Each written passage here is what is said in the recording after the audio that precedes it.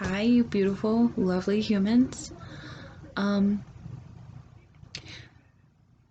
this week, not good. I have broken down too many times that I care to count, and half of those times I felt like I was slipping down a rabbit hole of failing my life. And that's how it goes sometimes, really. And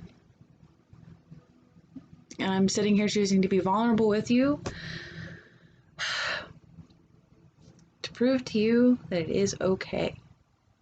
As many times as my head has told me this week that it is not okay that I have cried or felt insecure about being sad or that I was not doing okay or changing jobs or whatever it may be that my mind has been going through. It is okay at the end of the day to be sad, to feel vulnerable, to feel like your life might be slipping a little, but don't stay in that. Talk about it. I'm telling you right now that sitting here making this video, as emotional as it is to be sitting here and just doing this, I always feel a little bit better just to get it off my chest. Um, I feel better knowing that I know I'm not alone in the world. Um, Even though I'm not actually talking to anybody right now but myself, I will have this video to look back on to remind myself that I am strong and I can keep persevering through all of this. I have a lot of goals, I have a lot of ambitions, and it is days like today that make those dreams hard to believe it will actually come about, you know? But I have to allow myself to sit through this, to deal with it, and to keep pushing through. So there's one thing I really want to talk about. I want to talk about parents or guardians who have gone through real trauma, pain, abuse as children. If you are someone who was raised by that and you have suffered your own trauma through that and you're still here, I'm proud of you and I am happy to know that you are still here.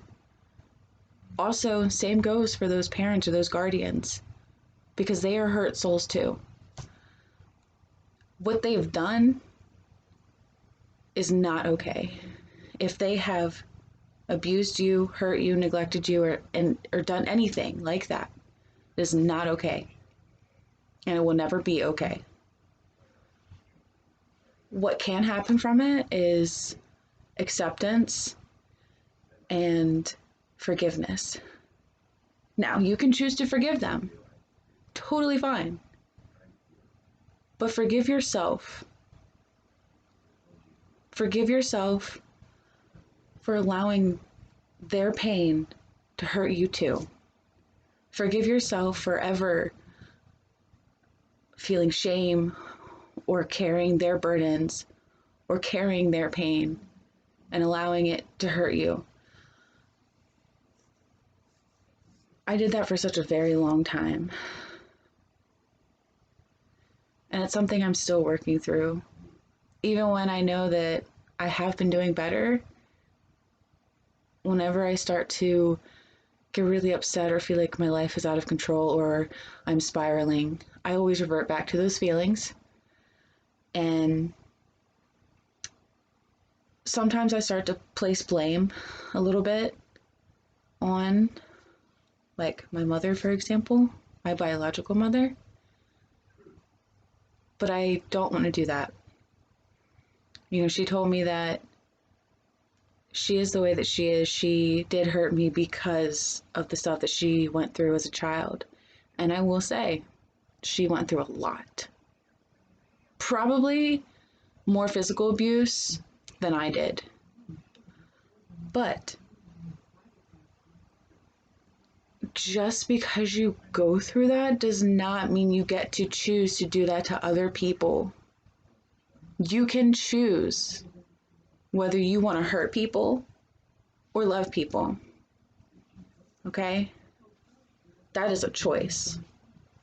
And your children don't deserve that. And they don't owe you anything. You brought them into this world. You do not get to take them out, which is one of the most toxic things you could ever tell your child, first off. And their respect is not owed to you. Just like we earn your respect, you must earn our respect. Those children are people, not property. And just because you went through something does not mean you get to take it out on them. You have to own up and accept those things that happened to you and work on them. It's not fair that you have had to endure such pain or such traumas. And it's not easy. It is not easy. And I will tell you through experience. I choose every single day the intention of love. Do I still hurt people? I'm sure. I'm sure I do. I get angry. I get sad. Those are valid emotions. You're not going to please everybody. That's not what your goal is. I think maybe a goal would be to just choose the intention of love.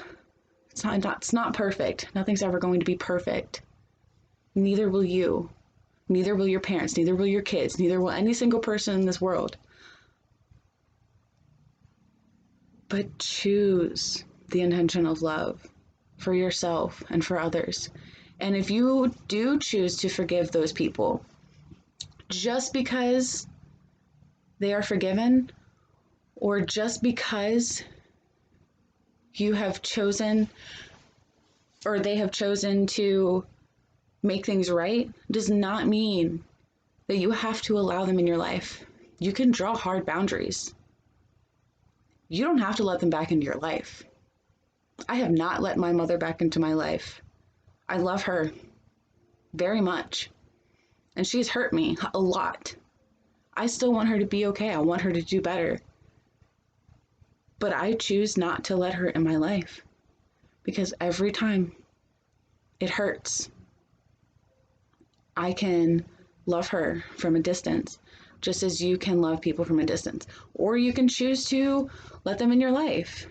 And it may be good. It may be bad. Remember, we're living in that gray area. We never know how anything is going to happen, okay? Just try to go through things with an open mind and the intentions of love. Because choosing hate will only hurt you. And it will always, always hurt you. And probably a lot of other people. Also, choose to be vulnerable. Nobody wants to not be seen, not be heard. We're choosing to be seen and we're choosing to be heard these days. We don't want to live in a box anymore. We don't want to be told we're not allowed to feel certain things. We don't want to be told that happiness is the only emotion we're supposed to feel. Anything that you feel is valid. Talk about it. Live in it. Be in it. Just damn it, love yourself, okay? It's a hard road to be on. That journey of healing, it's an endless road. People are always changing and evolving, hopefully for the better, or somewhere in the middle.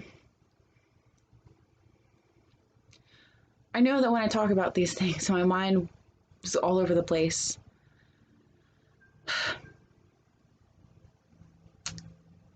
And you know what? Guess what? I already feel better. And you know why? Because I've gotten it off my chest. Because holding it in there letting it replay over and over and over and over will drive you crazy. It drives me crazy. My mind has been on replay for days now, and emotional breakdown after emotional breakdown. And now that I've talked about it, now that I've gotten it off my chest, I feel like lighter, a little bit more clearer in the head. And there's so many different ways that you can do this. Like, you can sit here and you can make videos for yourself. You could sit in the mirror and talk to yourself. You can call up a friend, or you can call up a family member. You can call hotlines. You can text hotlines. You can write. You can play music. You can draw. You can do a lot of different things. And I will find all the different kinds of resources. And if you don't think they're available to you, and you are finding it really hard based off just some of the things that I've listed off, then please message me, get a hold of me. If you leave comments here, you leave them on Facebook or wherever, I will reply and I will help you figure this out, because we are people. We want to be connected. We want to be heard. We want to be seen. We don't want to keep going through life all alone. Nobody wants that, even if they say they do. Because trust me, we've said it. We don't. Yes, there are moments in which you do need to take some time for yourself, and that's okay. But nobody should have to do this by themselves. So, if you don't know what to take from this, just take that you love yourself. And if you are breathing, you are alive and you matter. And you are beautiful, kind spirits. And we are all connected. And we don't have to be alone. Choose vulnerability. Choose forgiveness for yourself and for others if that's what you choose. Find love for yourself. Take some time for yourself.